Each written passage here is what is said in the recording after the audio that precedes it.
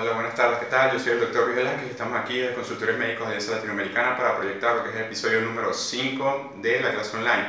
Hoy vamos a hablar sobre presión arterial o tensión arterial, como usted le quiera decir. Bien, la presión arterial, para los que han hecho cursos de enfermería, básicamente es la importancia, o cobra importancia porque es uno de los 5 signos vitales. Bien. ¿Y qué nos traduce este signo vital? Este signo vital traduce básicamente la fuerza con la cual la sangre es eyectada o propulsada del corazón hacia todo el cuerpo, ¿sí? Entonces, ustedes saben que el corazón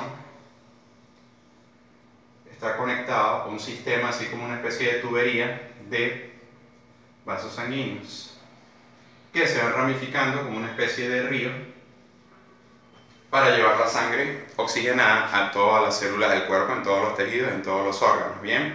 Entonces la fuerza con la cual el corazón, que viene a ser una especie de bomba, para que ustedes entiendan como una bomba de agua, eso es la presión arterial. Entonces, ¿cuánto es lo normal de la presión arterial? La presión arterial normal es por los valores normales, 120 y 80 milímetros de mercurio, ¿bien? Que de hecho se llama así milímetros de mercurio porque la manera más precisa de medirla es con un tensiómetro de mercurio como los que hay en los hospitales, ¿sí? Luego, la segunda manera precisa es con estos tensiómetros y la menos recomendada es con los tensiómetros digitales porque suelen ser bastante imprecisos, ¿sí? Entonces, ¿qué quiere decir este 120 y este 80? Este 120 quiere decir la presión que se da justo cuando el corazón se contrae, ¿sí? Que dicho de una manera más técnica es la sístole. Bien, sístole. Entonces por eso se le conoce como la presión sistólica. Mientras que este 80 viene a ser la presión en las arterias cuando el corazón se relaja. Bien, entonces eso se conoce como diástole. Entonces a veces cuando uno ve programas o animaciones uno ve que da la impresión que el corazón se esfuerza cuando se expande o se dilate así. Y es al revés, o sea, la manera natural o en reposo del corazón es estar dilatado y cuando él se esfuerza, él se contrae. Bien, que sería diástole y sístole. ¿Sí? ¿Por qué? Porque básicamente el corazón es un músculo, porque de hecho en realidad está hecho su composición son fibras musculares, ¿no? Entonces fíjense, este 120 y este 80 es el rango en que debe estar la presión arterial, pero que varía en ciertas personas. Hay personas que, como ustedes bien saben, son hipertensos y se manejan en una cifra superior, y hay otras personas que podrían caer en hipotensión, que es mucho más grave, de mucho más cuidado que la misma hipertensión, y entonces tienen cifras inferiores a eso. Bien, entonces yendo un poquito más hacia la fórmula de lo que es la presión arterial viene a ser o es igual o depende del gasto cardíaco y de la resistencia vascular periférica. Esta es la parte que quizás si ustedes estudian medicina o enfermería o cualquier ciencia de la salud, es la parte que quizás les sea nueva, que todo el mundo, vamos a decir así, sabe de esto, pero esto sí es un poquito más interesante. Bien, entonces fíjense, ¿qué es eso de gasto cardíaco? Gasto cardíaco es la cantidad de sangre que bombea el corazón en un minuto de tiempo. Y en promedio, en un adulto sano, en promedio, una cifra promedio es aproximadamente 4,5 litros por minuto. Bien. Entonces ese es el gasto cardíaco. Mientras que la resistencia vascular periférica viene a ser esa fuerza que se opone a que la sangre fluya de la manera más cómoda o más rápida posible. Bien, una especie como las resistencias que se ven en los circuitos cuando uno estudia física. Bien, entonces estos dos factores son importantes para entender cómo cambia la presión arterial en una persona, en una misma persona cuando está en reposo, cuando está en actividad física, cuando está trotando, o inclusive en personas distintas, la persona que es hipertensa, la persona que tiene su presión normal, o la persona que cae en hipotensión o que maneja presiones arteriales bajas como a las embarazadas que suelen tener la presión por debajo de este 120-80. Bien, entonces fíjense, gasto cardíaco depende directamente de la volemia, ¿sí? Si yo tengo más sangre en mi sistema vascular, mi corazón va a bombear mayor cantidad de sangre por minuto. Entonces, si yo logro aumentar el volumen de sangre en un paciente por X, por Y, por Z, voy a subirle la presión a ese paciente.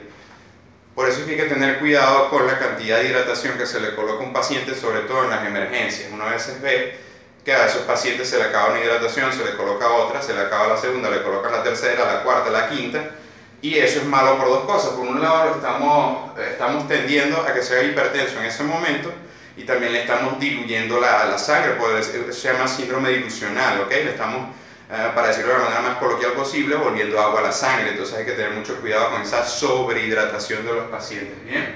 A veces el personal de enfermería solamente por inercia empieza a hidratar a los pacientes. Es bueno que le consulte, que le pregunte al médico de la emergencia a ver si le corresponde una segunda hidratación y una tercera y una subsecuente. Tiene que tener cuidado con eso. Entonces, eso es la parte del gasto cardíaco. Ahora, la resistencia vascular periférica, ¿qué es? ¿Okay? Dicho de una manera más coloquial, más visual, más realista, la resistencia vascular periférica viene a ser cuán rígidas o cuán elásticas sean las arterias por las cuales pasa la sangre. Bien, entonces, ¿qué ocurre? Que en nuestro cuerpo, cuando somos jóvenes, las arterias suelen ser bastante elásticas. Bien, imagínense una liga que usted va moviendo, pero con el pasar de los años esa elasticidad se va perdiendo, que es un fenómeno que se llama arteriosclerosis. Bien, entonces por eso precisamente es que con el paso de los años la presión en una misma persona va subiendo, ¿sí? Entonces uno cuando es joven puede manejarse en estas cifras de presión arterial, pero con el pasar del tiempo la presión en las personas suele ir subiendo progresivamente porque las arterias se van tornando rígidas. Bien, entonces esos son. Igualmente, fíjense, acá en la volemia, cualquier factor que haga que el volumen de sangre en un paciente disminuya, también va a hacer que su presión baje, ¿sí? Vamos a poner los dos ejemplos más fáciles de ver.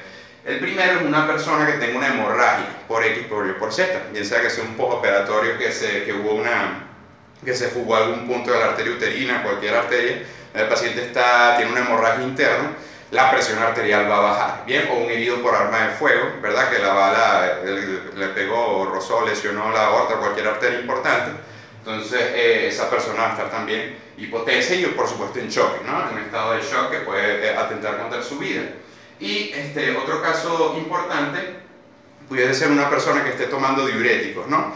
Precisamente a los pacientes hipertensos se le dan diuréticos como la furosemida o la hidroclorotiazida para estimular que orinen. Entonces esta persona al orinar mucho, ¿verdad? Puede ser que la orina es un ultrafiltrado de la sangre, ¿sí? Para que lo vean sencillo, si usted tiene 5 litros de sangre y orina 1 litro, entonces a usted le quedan 4 litros de sangre. Yo no estoy diciendo que la orina sea sangre, sino que el volumen de orina viene directamente del volumen de sangre, de ahí es que proviene.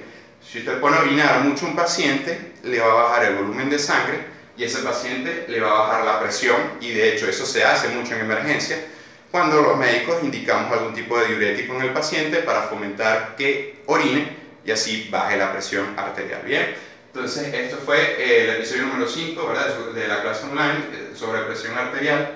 Entonces quería aprovechar para hacerles la invitación para este viernes 15 de noviembre a las 2 de la tarde. Vamos a estar dando acá un taller sobre cirugía menor y sutura. Entonces vamos a estar enseñando ahí los puntos manuales, ¿verdad? Y los puntos instrumentales también, un repaso. Y vamos a dar una parte teórica también sobre las lesiones benignas y malignas en piel. Y eso están cordialmente invitados, se va a entregar un certificado, ¿sí? Entonces, esta fue la clase online, espero haya sido de su agrado. Hasta la próxima.